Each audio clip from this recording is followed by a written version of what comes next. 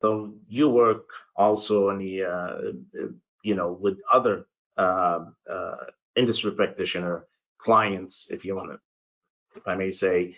What's your experience in that? Have you seen those kind of pain points, or you've seen more, worse, or less? I see a kind of a mixed bag. I think this is how I would probably position it. Right, the customers come in different, I would say, buckets or classes. Meaning there are like mature organizations, there are startups. Startups are far more tuned to like agile way of working. And then large organizations have their existing processes and frameworks in place, and they are trying to innovate. So when we go down this path, I see some organizations are good in certain areas, and they are trying to improve on regulatory framework standpoint. I'll give you one example that is very interestingly. It's a very big customer of ours, and this is one of the things I think everyone should factor.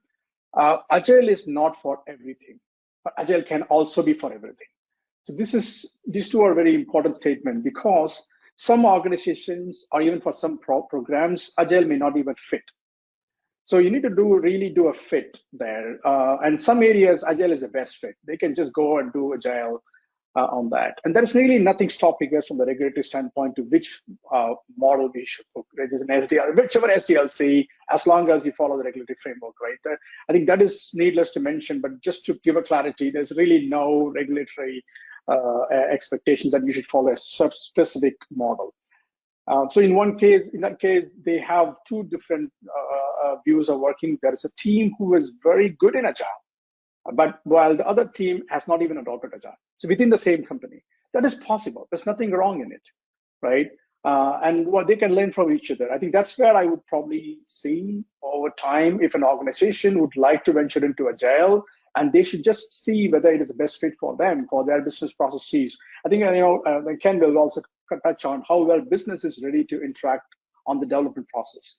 That also matters. Along with the process, I think process always exists. There is a bureaucracy of process because it changes over time.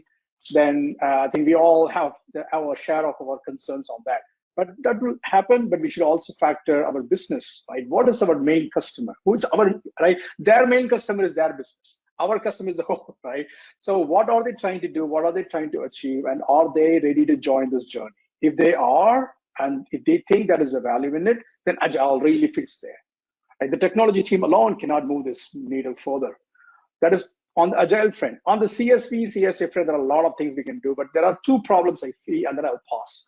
One, bringing Agile into the organization is a pathway by itself. It has its own barriers. Two, making sure it is having the checks and balances for the CSV expectation. These two are two different problem statements. And we are trying to see in a single line. That is, I don't think that should be the case. We should see whether Agile is fit, and do we have the necessary mechanisms in place. And two, okay, if so, how to make sure that it is meeting the bar of the CSV expectation. I mean, CS expectation, let's put it this way, CSX expectation. I'll pause here. That was great.